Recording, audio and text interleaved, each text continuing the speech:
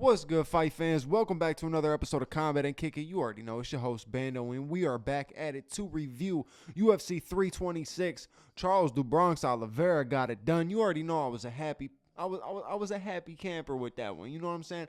I'm always gonna be happy to see my favorite fighter win, but we got some stuff to discuss on that W. Right, that was for the BMF belt, so we got some stuff to discuss on the W. But UFC 326, we're gonna go through, review it a little bit, talk about the good fights, talk about some of the knockouts. You know, it was a pretty decent card. It wasn't the greatest, but it wasn't the worst. Pretty decent card. So let's waste no time. Let's get into this review. Let's smoke.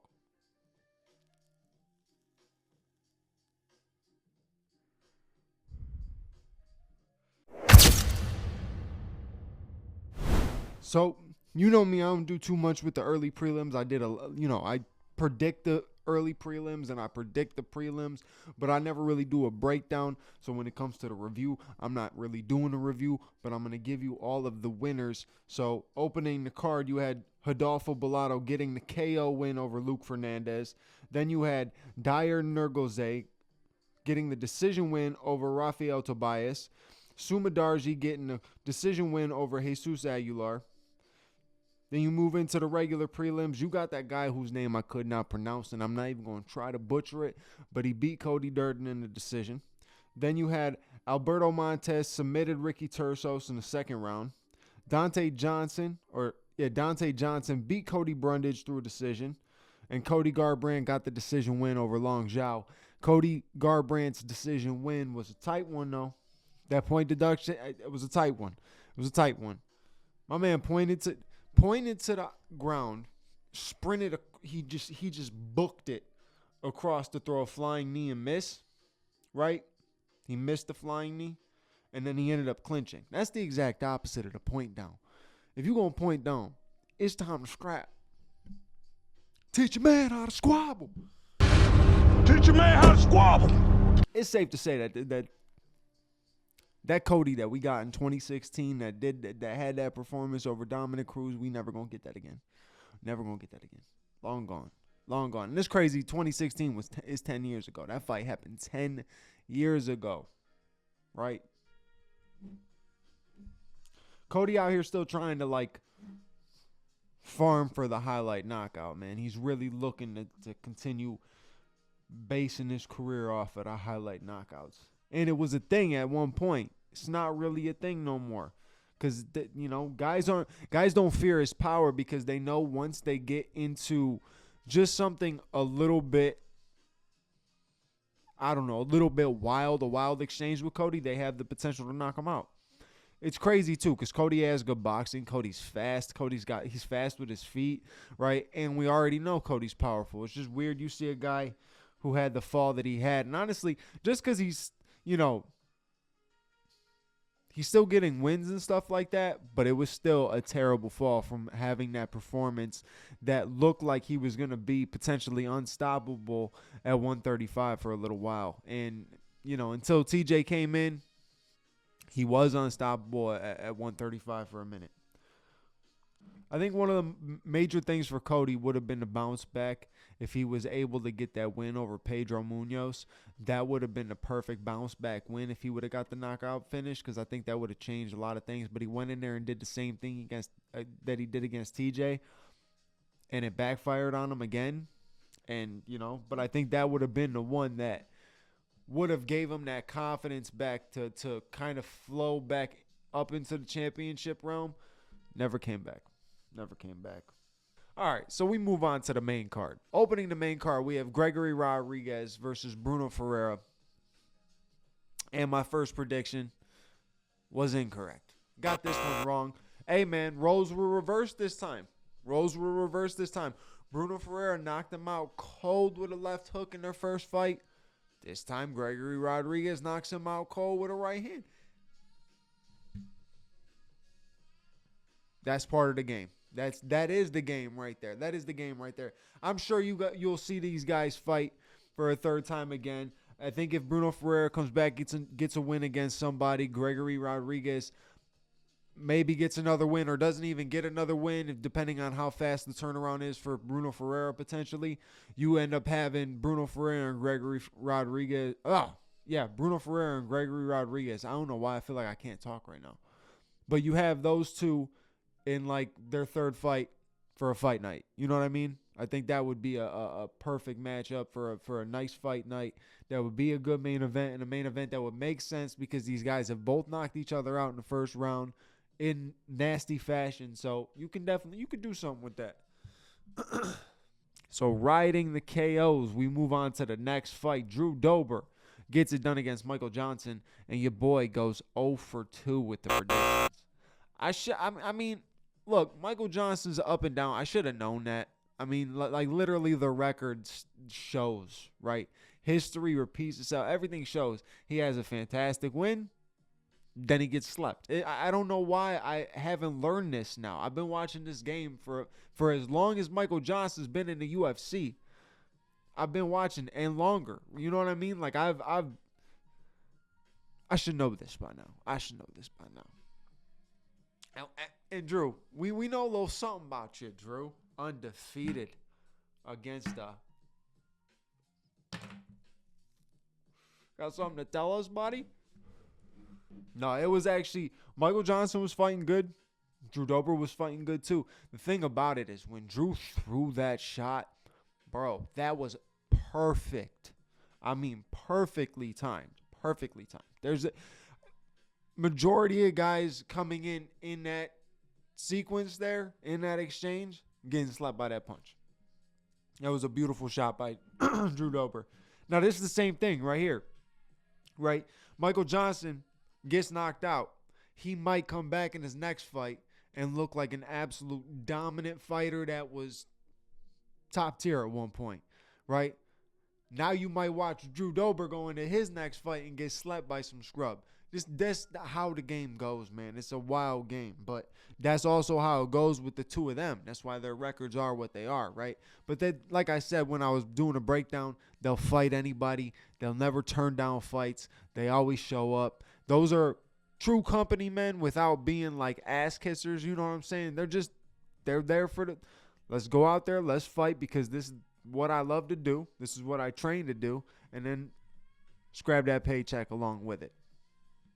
Two dudes that you're going to end up appreciating in time when you, it seems like we going into an era of guys that don't want to fight. You know what I'm saying? Fight one a year. We're going into that era of where like UFC fighters are starting to seem kind of boxing-esque where they just, I'll fight once a year. I don't want to see that shit.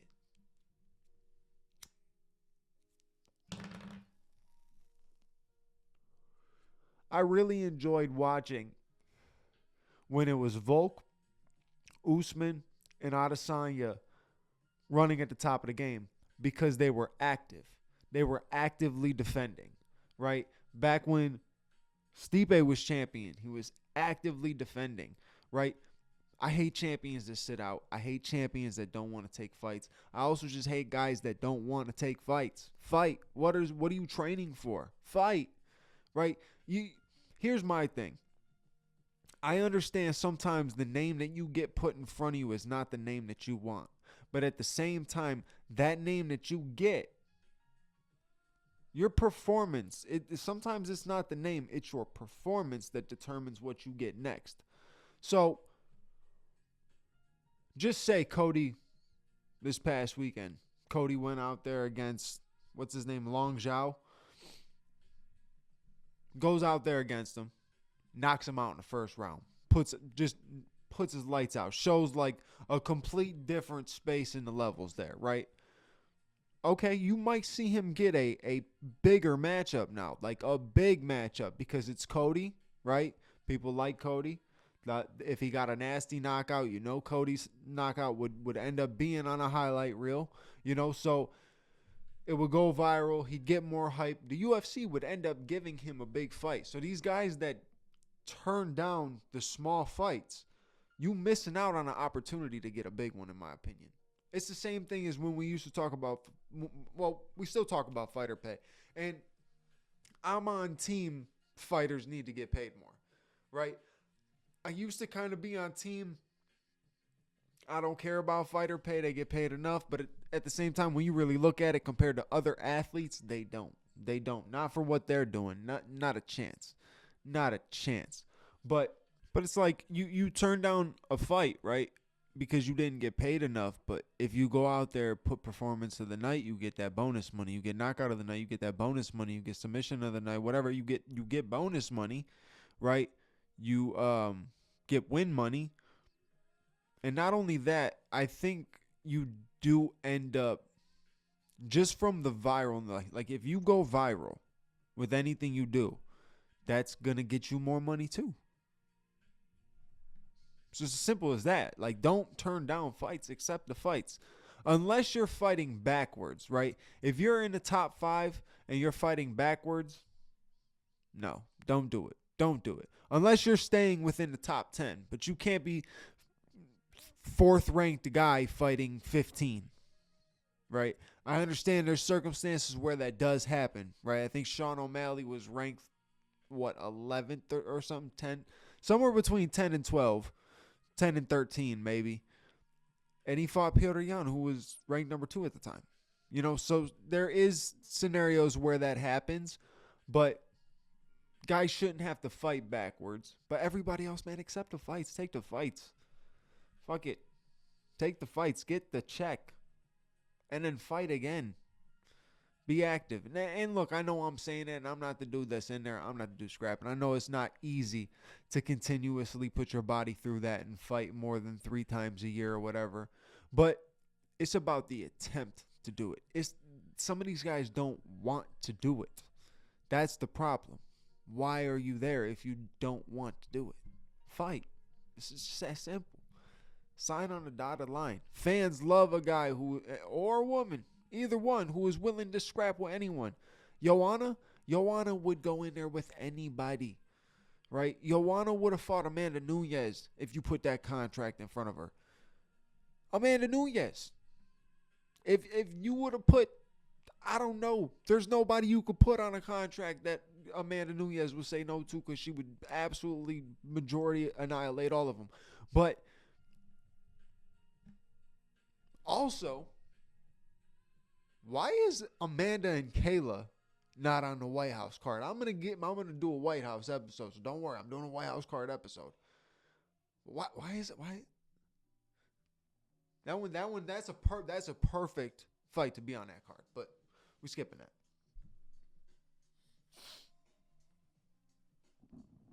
So yeah, Drew Dober got the win over Michael Johnson. So wow, we got way off track. Let's get back to UFC 326. Next fight, Raul Rosas Jr. gets the win over Rob Font by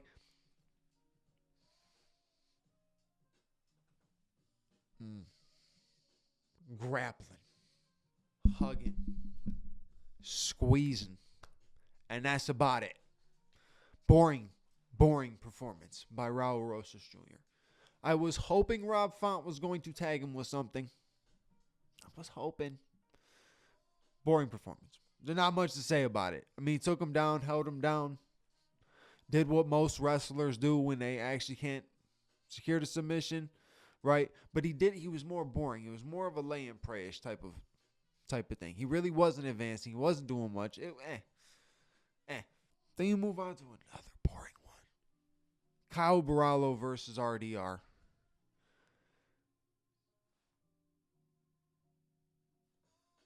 Not much to say. The fight went how I expected it to. There wasn't much to it. I mean, for the most part, it was Barallo leading the pressure on the feet, landing good shots. Nothing major though. Nothing that was super damaging. He dropped RDR a couple times, but I don't know if they were clean shots that dropped him or RDR really slipped. But caught him a couple times. The thing about Kyle Barallo is one, he fights like Darren Till. Watch closely, he fights like Darren Till. He throws those low leg kicks, the calf kicks, just like Darren Till. Hands down, southpaw. I mean, hands are down. The one thing I can say for sure after watching that fight is Hamzat eats both of them. Hamzat makes light work of both of them. It's just that simple.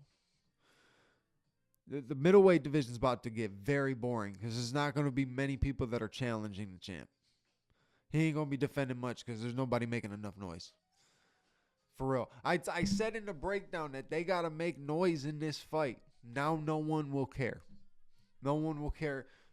We're going to watch Sean versus Hamzat now because that's the only thing that we're going to... At least there's going to be excitement in the build-up. No one cares about Kyle Barallo's trash talk, which is trash. Like trash. That shit was hot garbage.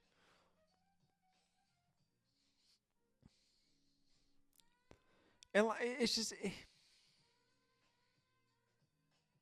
When it's out of character for a guy to try to trash talk, it's cringy as fuck. Just doesn't work. Just doesn't work.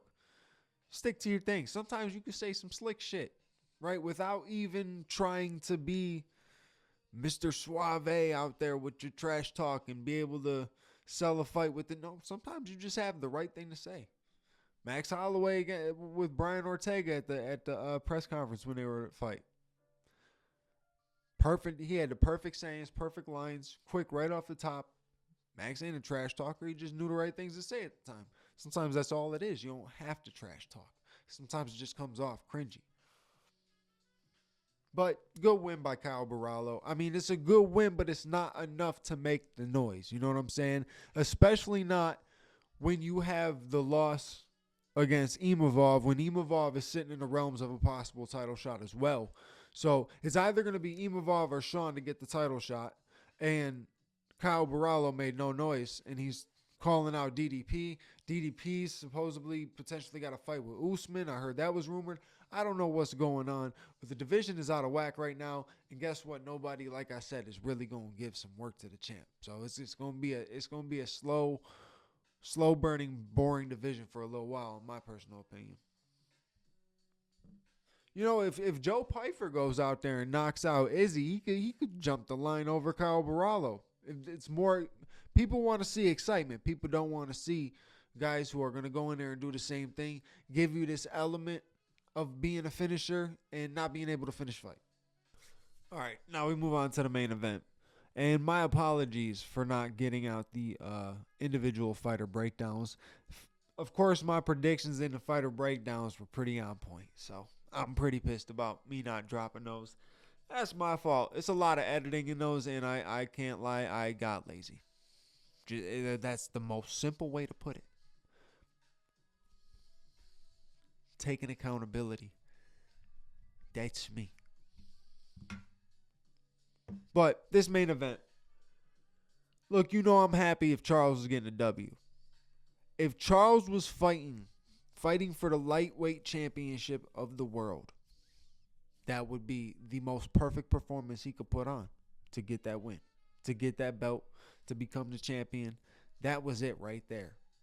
That was the performance I thought he would have put on like every other fighter that he fought in his championship fights.